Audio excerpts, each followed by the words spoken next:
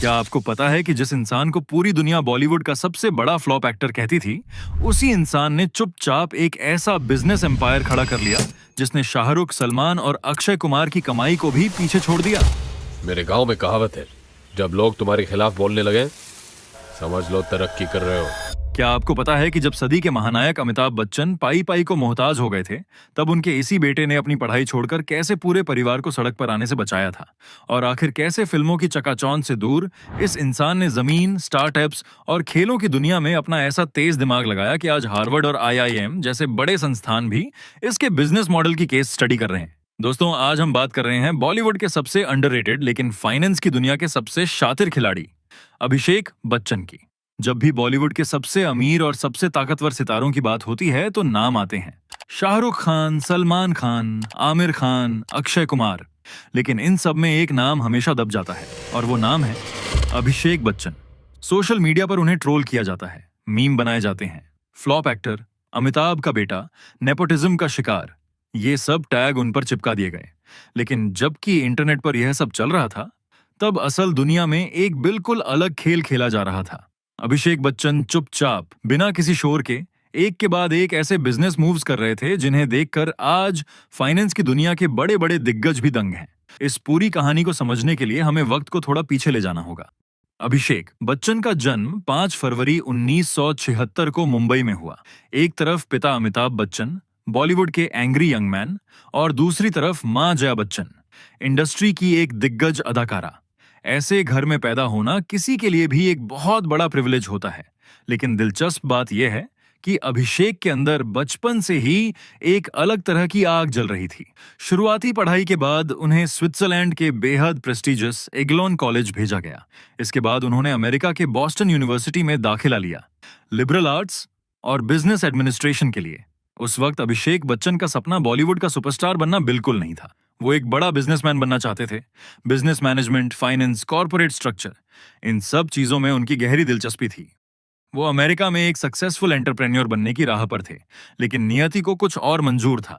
90 के दशक का आखिरी दौर था। जब अभिषेक बॉस्टन में अपने सुनहरे सपने बुन रहे थे, तब हजारों किलोमीटर दूर मुंबई में एक भयानक तूफान आ रहा था। अमिताभ बच्चन ने कुछ साल पहले एक बहुत बड़ी कंपनी शुरू की थी, ABCL, यानी Amitabh Bachchan corporation limited. Entertainment industry में बड़ा नाम, बड़ी प्लान्स, बड़े प्रोजेक्ट्स, लेकिन खराब मैनेजमेंट, गलत फैसलों और एक के बाद एक फ्लॉप प्रोजेक्ट्स की वजह से ये कंपनी दिवालिया होने की कगार पर आ गई। हालात इतने बुरे हो गए थे कि जिस अमिताभ बच्चन के बंगले के बाहर कभी निर्माताओं की लाइन लगती थी, उन्हें अब अपने घर का खर्च चलाने के लिए अपने ही घर के स्टाफ से पैसे उधार लेने पड़ रहे थे। 90 करोड़ रुपए का कर्ज, 55 से ज्यादा कानूनी मुकदमे और रोज जुहू के बंगले प्रतीक्षा के बाहर आकर लेनदार गालियां और धमकियां देते थे। जब बोस्टन में पढ़ रहे अभिषेक को इस सब की खबर लगी तो उनके पैरों तले से जमीन खिसक गई। एक पॉडकास्ट इंटरव्यू में उन्होंने खुद कहा था, मैं बॉस्टन में आराम से बैठकर अपनी जिंदगी नहीं जी सकता था। जब मुझे पता चला कि मेरे पिता को यह भी नहीं पता था कि आज रात के खाने का इंतजाम कैसे होगा, यह सुनकर किसी का भी दिल पसीज जाए। और इसी एक एहसास ने अभिषेक बच्चन की पूरी जिंदगी बदल दी। अभिषेक ने बॉस्टन से अपने पिता को फोन मिलाया और उन्होंने कहा, पापा, मैं अपनी पढ़ाई बीच में छोड़कर वापस आना चाहता हूं। कम से कम आपको यह तसल्ली होगी कि इस बुरे वक्त में आपका बेटा आपके साथ खड़ा है। फोन के दूसरी तरफ अमिताभ बच्चन का गला रूंध गया, लेकिन अमिताभ ने बेटे को भावनाओं में बहने से पहले एक प्रैक्टिकल बात कही, ठीक है, वापस आ जाओ, लेकिन पहले हिंदी अच्छे से सीख लो, क्योंकि यहां तुम्हारा शेक्सपियर कोई काम नहीं आएगा।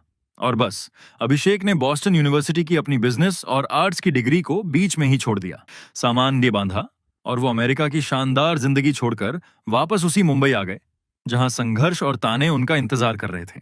मुंबई वापस आने के बाद अभिषेक के पास 2 रास्ते थे, या तो घर बैठकर स्टार किड होने का फायदा उठाएं या फिर मेहनत करके इंडस्ट्री में अपनी जगह बनाएं।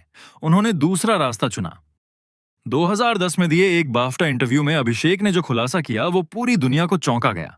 उन्होंने बताया कि वो किसी राजकुमार की तरह बॉलीवुड में लॉन्च नहीं हुए, बल्कि वो एक प्रोडक्शन बॉय के तौर पर काम करते थे। सेट पर क्रू के लिए चाय बनाना, शूटिंग शुरू होने से पहले स्टूडियो साफ करना, यही उनका काम था। और बस यही नहीं, खुद को व्यस्त रखने के लिए और फिल्म इंडस्ट्री को करीब से समझने के लिए वो एक्टर अरशद वारसी के पर्सनल ड्राइवर भी बन गए थे।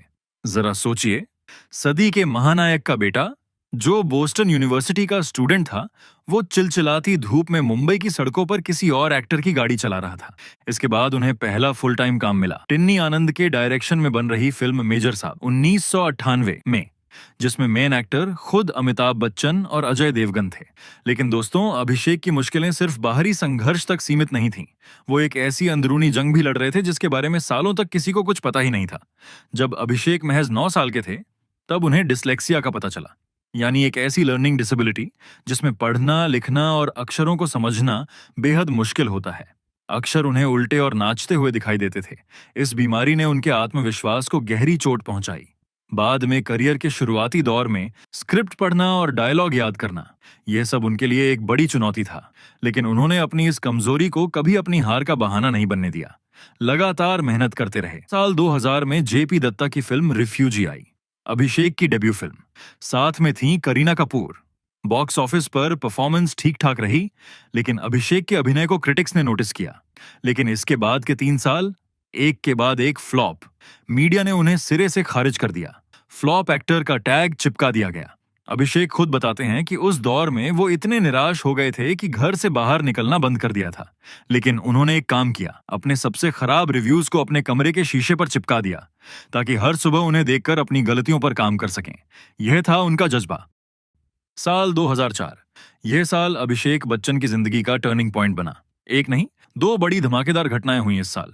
पहली, मणि रत्नम की फिल्म युवा। इसमें अभिषेक ने लल्लन सिंह का किरदार निभाया, एक खूंखार, गुस्सैल और बिगड़ैल गुंडा। पर्दे पर उनका यह रॉ और इंटेंस अभिनय देखकर क्रिटिक्स और ऑडियंस दोनों सन्न रह गए। रातों रात वो एक सीरियस एक्टर की कतार में आ गए। यशराज की धूम, एसीपी जय दीक्षित के किरदार में वो स्टाइल, वो स्वैगर दर्शकों के सिर चढ़कर बोला। यह अभिषेक के करियर की पहली सोलो ब्लॉकबस्टर थी जिसने कमाई के कई रिकॉर्ड्स तोड़ दिए। इसके बाद एक बंटी और बबली, सरकार और खासकर गुरु में उन्होंने धीरू भाई अंबानी से इंस्पायर्ड किरदार गुरुकांत देसाई निभाया। और यह परफॉर्मेंस आज भी उनके करियर की सबसे शानदार परफॉर्मेंस मानी जाती है। अभिषेक बच्चन ने साबित कर दिया था कि वो किसी से कम नहीं है। लेकिन दोस्तों, पर्दे पर एक्टिंग करते हुए अभिषेक का बिजनेस दिमाग भी उतनी ही तेजी से काम कर रहा था। फिल्मों की शूटिंग के साथ साथ वो चुपचाप अपने पिता की दिवालिया हो चुकी कंपनी बीसीएल को भी संभाल रहे थे। जिस कंपनी ने परिवार को 90 करोड़ के कर्ज में डुबो दिया था, अभिषेक उसे वापस खड़ा करने की जिद ठान चुके थे। युवा के रिलीज होने तक अभिषेक की सटीक कॉर्पोरेट स्ट्रैटेजी और अमिताभ बच्चन की कौन बनेगा करोड़पति से हुई कमाई की बदौलत कंपनी अपने सभी कर्जों से पूरी तरह उबर चुकी थी। कंपनी को नया नाम मिला AB कॉर्प, और अभिषेक के नेतृत्व में इस प्रोडक्शन हाउस ने नई उड़ान भरी। 2009 में आई आर बल्की की फिल्म पा, जिसमें अभिषेक ने खुद अपने पिता के पिता का किरदार निभाया। यह एक बहुत बड़ा रिस्क था, लेकिन यह दांव बिल्कुल सटीक बैठा। फिल्म बॉक्स ऑफिस पर सुपरहिट रही और इसे 4 नेशनल अवार्ड्स मिले। इसके बाद बुढ़ा होगा तेरा बाप, जिसने रिलीज से पहले ही सैटेलाइट राइट्स बेचकर मुनाफा कमा लिया था, और सरकार 3, घूमर जैसी फिल्मों ने AB कॉर्प की आर्थिक नींव को और भी मजबूत बना दिया। अब आता है वो हिस्सा जो इस पूरी कहानी का सबसे रोमांचक चैप्टर है। साल 2011, अभिषेक ने एक ऐसा कदम उठाया जिसे उस वक्त बहुत कम लोग समझ पाए थे। उन्होंने गुजरात के शाहपुर गांव में एक जमीन खरीदी, 5.72 एकड़, और कीमत थी मात्र 7 करोड़ रुपए। अब सोचिए, मुंबई के बांद्रा या जुहू में करोड़ों के फ्लैट खरीदने वाले बाकी बॉलीवुड सितारे तब अभिषेक के इस फैसले को शायद अजीब मानते होंगे। आखिर गुजरात के एक गांव में जमीन लेने का क्या फायदा? लेकिन अभिषेक को पता था, यह जमीन गुजरात के तत्कालीन मुख्यमंत्री के सबसे महत्वाकांक्षी project gift city, Gujarat international finance tech city के ठीक पास है और साबरमती रिवर फ्रंट के सामने है। यह डील बेहद शांत और गुप्त तरीके से BCL के तत्कालीन मैनेजिंग डायरेक्टर राजेश यादव ने पूरी करवाई। उस वक्त गिफ्ट सिटी सिर्फ कागजों पर एक ड्रीम प्रोजेक्ट था। चारों तरफ धूल फांकते खाली मैदान थे। अभिषेक बच्चन के बिजनेस करने की सबसे बड़ी स्ट्रेंथ है धैर्य। वो शॉर्ट टर्म फायदे के पीछे नहीं भागते। उन्होंने वो 5.72 एकड़ जमीन खरीदकर लैंड बैंकिंग की स्ट्रैटेजी अपनाई और पूरे 15 साल तक गिफ्ट सिटी के विकसित होने का इंतजार किया।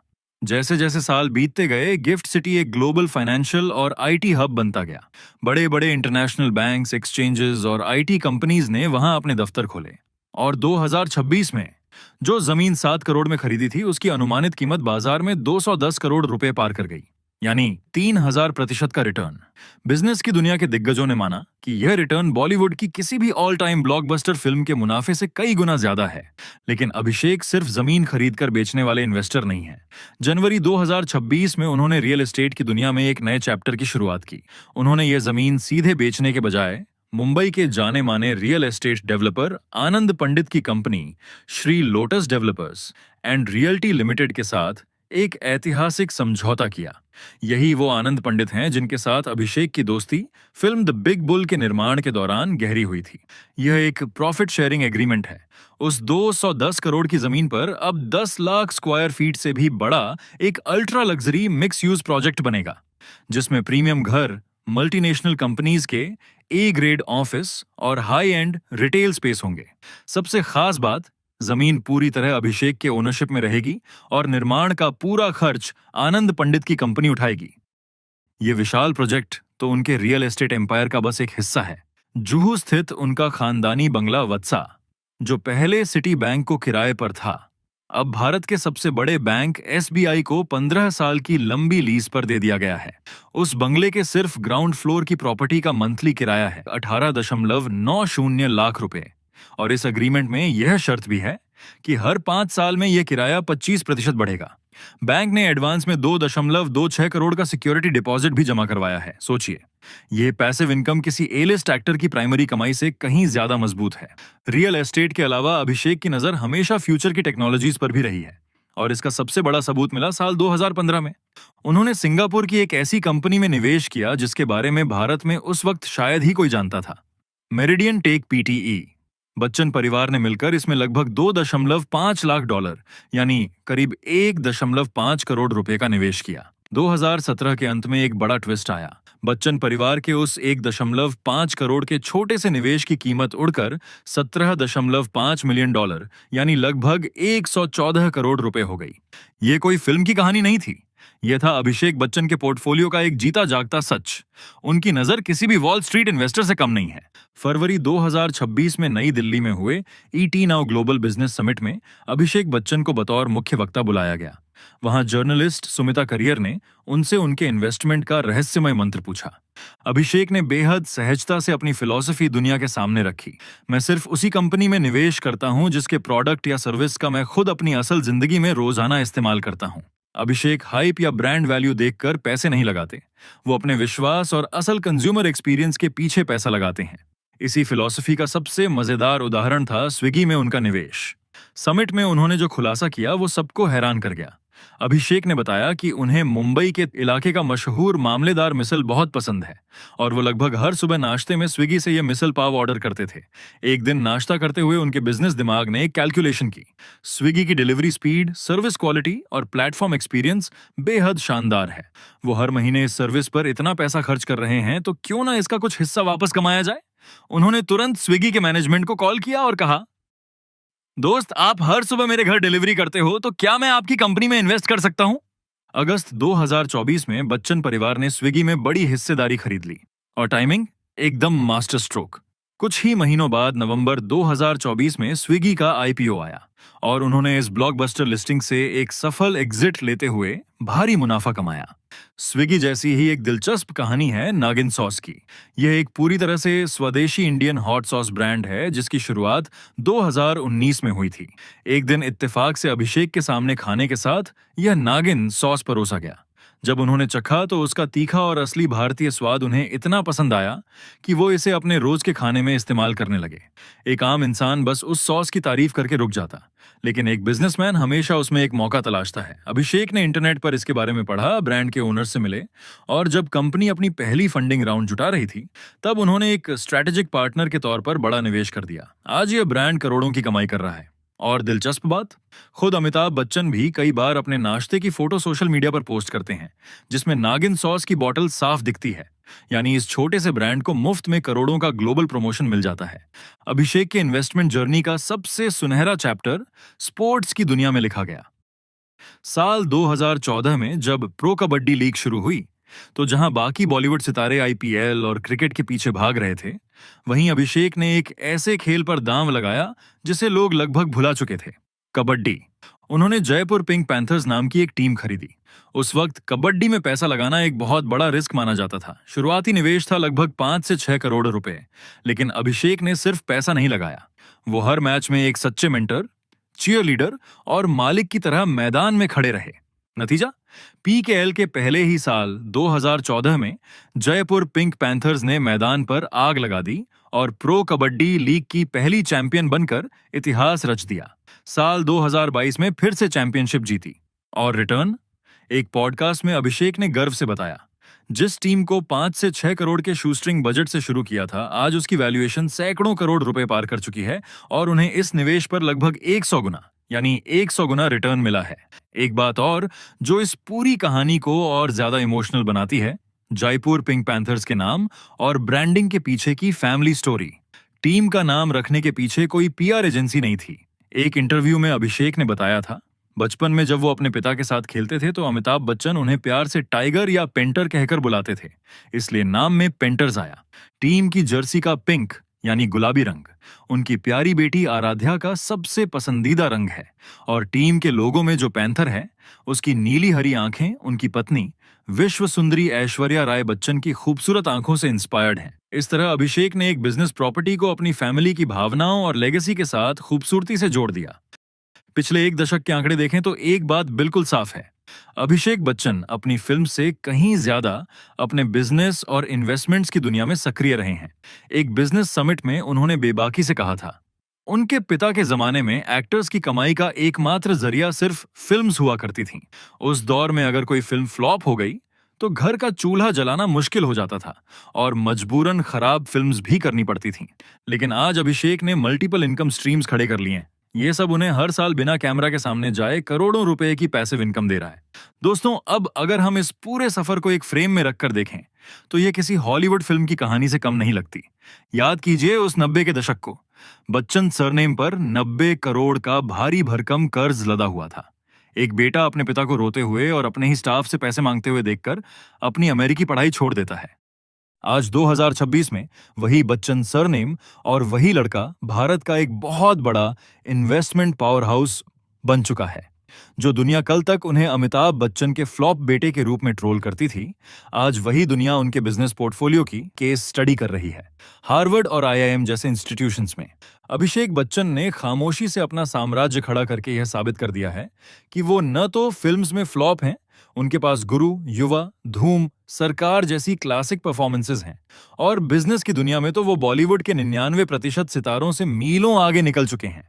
उन्होंने अपने पिता के उस कर्ज के काले दौर को पीछे छोड़ा, बच्चन परिवार की लेगेसी को एक ऐसे मुकाम पर पहुंचाया जिसे आने वाले कई दशकों तक कोई नहीं हिला सकता। और यही इस कहानी का सबसे बड़ा सबक है, शोर मचाने से कामयाबी नहीं मिलती। असली कामयाबी वो होती है जो चुपचाप मेहनत करने के बाद पूरी दुनिया में अपना डंका बजा दे। अगर ये कहानी आपको इंस्पायर करे तो वीडियो को लाइक करो, चैनल सब्सक्राइब करो और कमेंट में बताओ, क्या अभिषेक बच्चन के बारे में आपकी सोच बदली?